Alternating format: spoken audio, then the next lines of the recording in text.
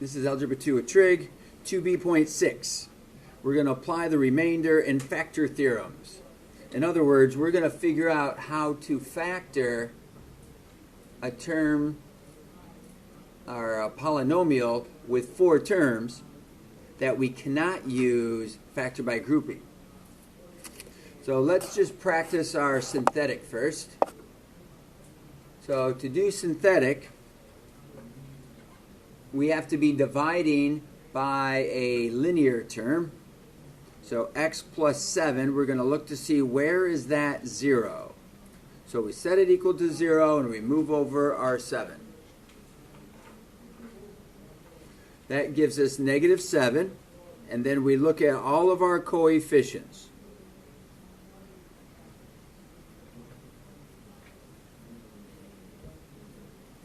We write down the coefficients. We use our synthetic organizer. Drop down the 4. For some reason, people keep finding numbers to put into this spot. There's no number that goes in this spot. If you want to put a 0 there, put a 0 there. But 4 and nothing else makes 4. Drop that 4 all the way down. Then you multiply by the number to the bottom of the line. So this is negative 28. That adds together to be 1. Multiplies to be negative 7. Adds together to be negative 3. Multiplies to be 21. Adds together to be 7.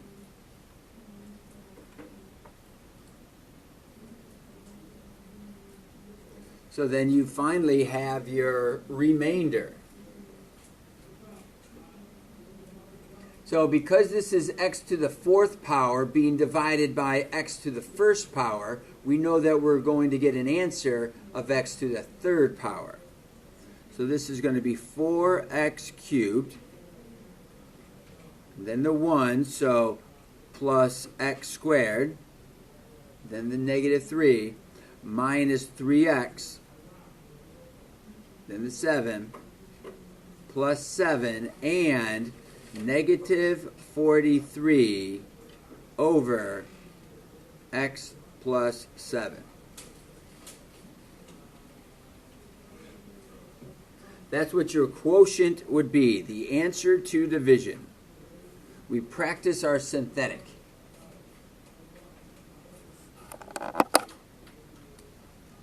So now the question is, so what if when dividing polynomials the remainder is 0? What's going to happen? Okay?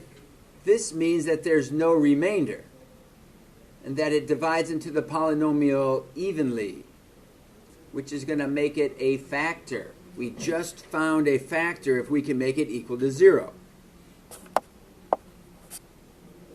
So that's called the factor theorem. A polynomial has a factor if and only if your function equals 0. Whatever value makes the equation, or where the graph crosses the x-axis, that's going to be a function. That'll be a factor of that function. So given the polynomial f of x, we have that. And a factor. We know this is in fact a factor. So we know that it should give us a 0. We're supposed to factor the rest of it completely. So this is linear, so we're going to set this equal to 0 and add the 3, so we get 3. Just like we did before. So we're going to use the 3. I'm going to use my coefficients.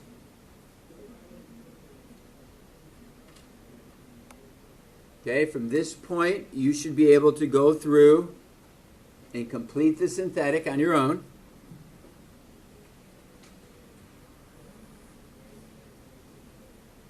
By dropping down the 2, and multiplying to get 6, grouping these two together, and multiplying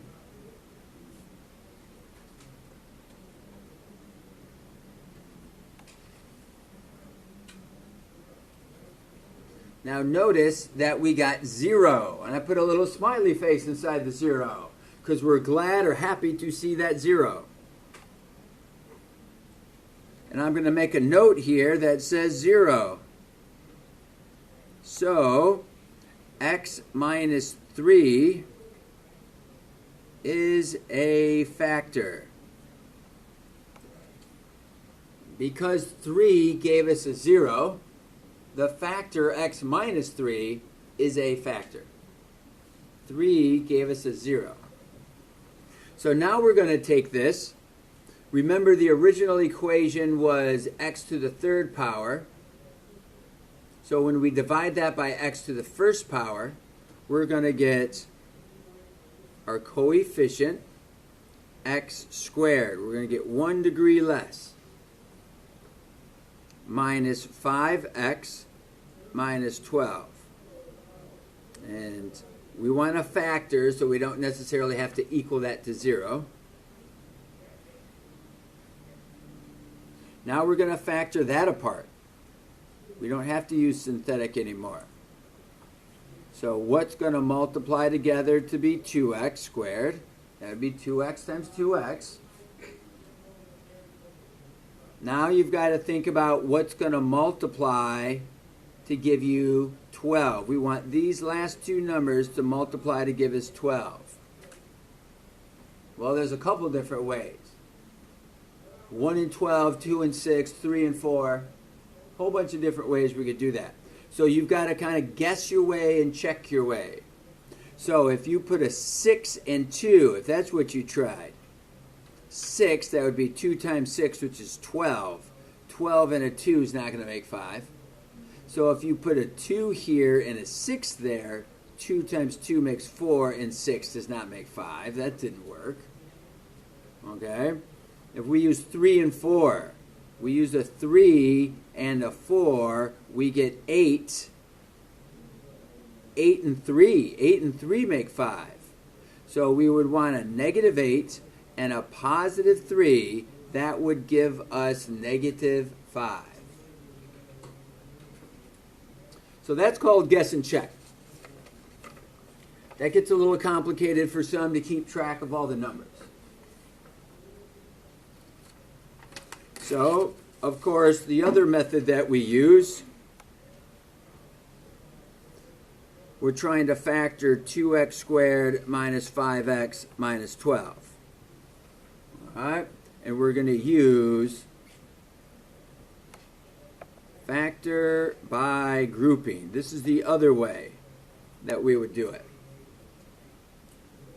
We're going to take our 12 and the 2 and multiply those two together. That's negative 24. That adds to be negative 5. There's multiple ways to multiply to be negative 24, but 3 and negative 8 is the way that adds to be negative 5. So we're going to put that 3 and the negative 8, which makes negative 5, we're going to put it right below it. 3x minus 8x. That's what makes negative 5x.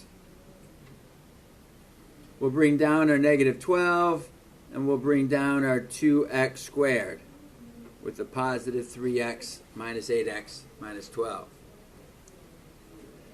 Now we have 4 terms. So you know exactly what to do when you have 4 terms.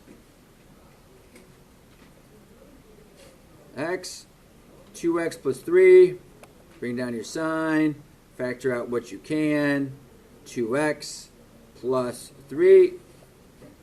What's inside your parentheses is exactly the same. Okay, that's a big deal. We should probably go back and talk about that. What's inside the parentheses is required to be exactly the same. If it's not exactly the same, then factor by grouping is not going to work. So here I factored it. Okay. If we look real quick, before we continue that, we never talked about this. Why didn't we just use factor by grouping? 2x cubed minus 11x squared plus 3x plus 36. That was the original problem. if you tried factor by grouping from the very beginning, you would see that you're not going to get the same thing in the parentheses. That doesn't mean factors don't exist. That just means you can't use factor by grouping to factor. Doesn't work. So we used a different process to factor it. That's where we set our one known factor to 0. Got 3. Figured out what our quotient was, and we're able to factor apart our quadratic. So those two are factors, and don't forget your x minus 3. You need all 3 factors to give you a set of answers, a set of factors that would give you your original problem.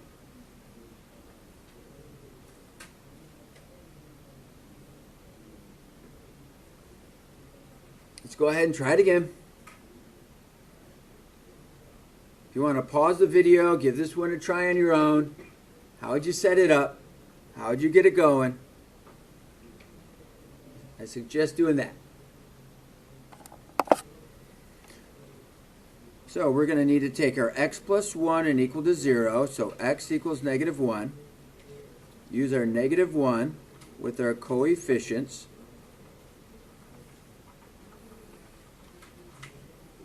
You can write this pretty small. You don't have to write it really big. Drop down your 1, multiply. It's negative 7. Multiply gives you 12. Multiply adds to be 0. So I like to make the note that we got 0. So x plus 1 is a factor.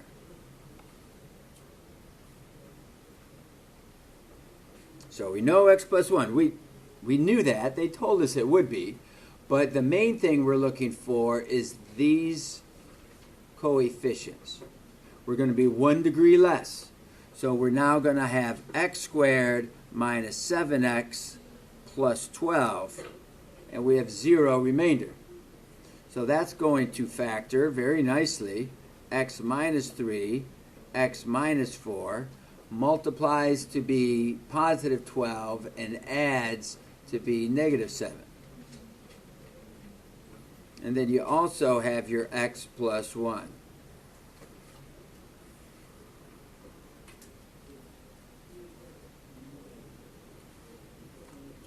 If you want to test it, you can multiply that all together. And when you multiply that all together, you should get the original problem.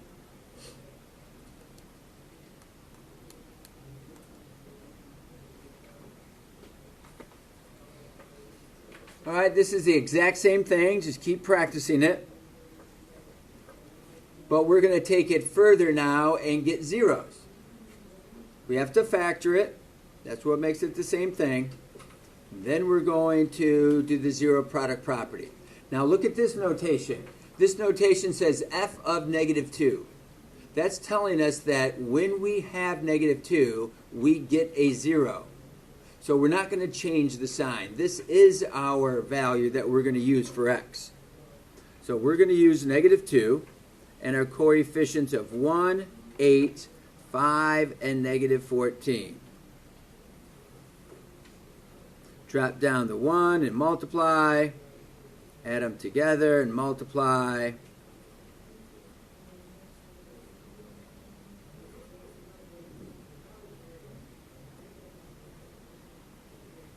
And we got 0.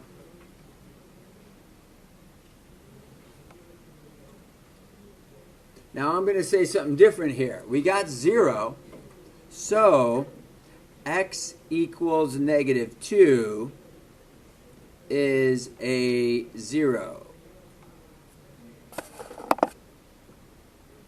So 1 degree less is going to give us x squared, positive 6x, minus 7. That is still equaling 0. Help remind us that we're looking for zeros. Factor this apart. Gives us x and x, 7 and 1. The 7 has to be positive. The 1 has to be negative. So we have our zeros to be x equals negative 2, x equals negative 7, and x equals positive 1. We got that from our different factors set to 0. So x minus 1 equals 0, add the 1, x equals 1.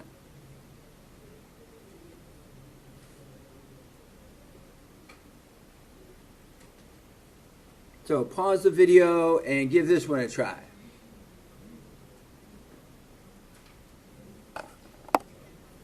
Here we have f of 4 equals 0, so we know 4 is the 0. So we're going to use 4.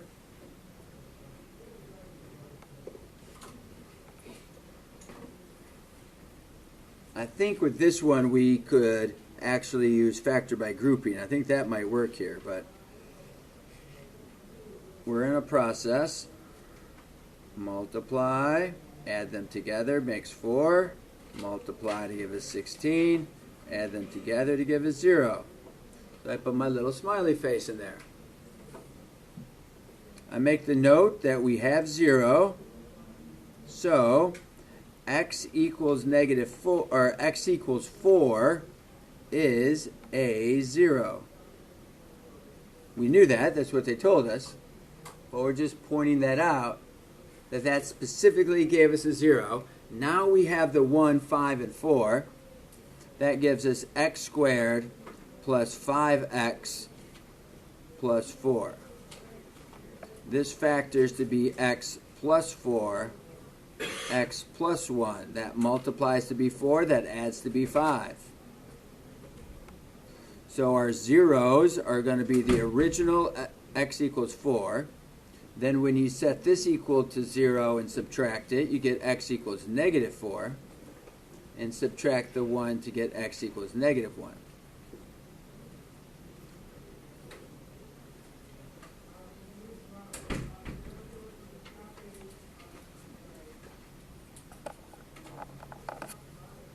Now our last type, a little bit different. What do you notice that is going on with this question?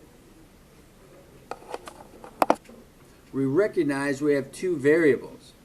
This is the issue, the k. What is the value of k such that this binomial is going to be a factor? Well, we can kind of calculate what that has to be. We set the binomial to 0. We add the 4 across, so x equals 4. So I'm going to use a 4 with coefficients of 1, negative 6, k, and 12. K is my coefficient. I don't need any x's.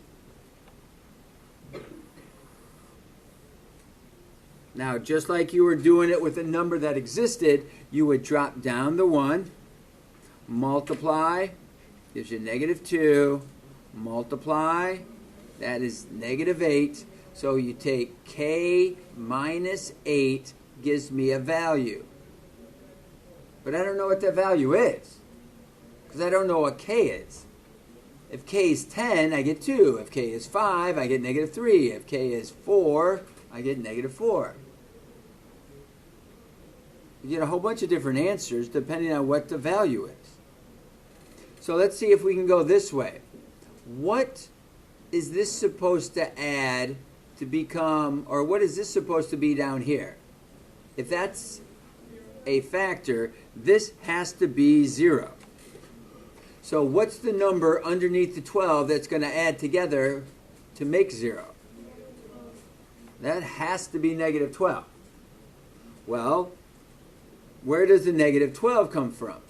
4 times something makes negative 12. So this has to be negative 3. So now you're looking for your value, minus 8, to give you negative 3. Well, you could write an equation about that if you needed to. K minus 8 equals negative 3. By adding the 8 across,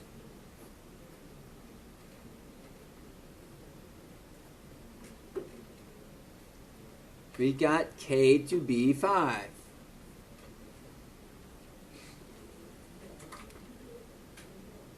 That was our missing coefficient. So you can solve for a missing coefficient. You go ahead and try on this last one.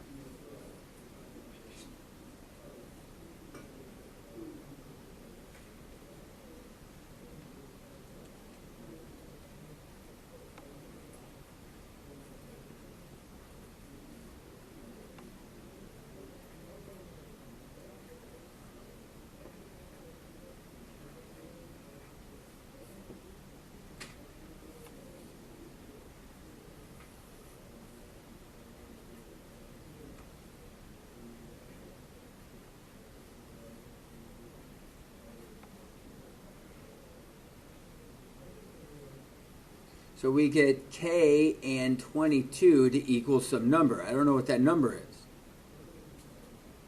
But over here, I'm supposed to have a 0 at the bottom, which makes this a negative 8. So negative 2 and what makes negative 8? Negative 2 and 4 makes negative 8.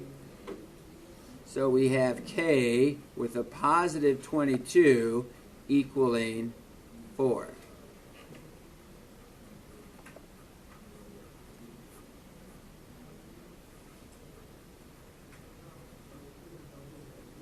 So the K value is going to have to be negative 18.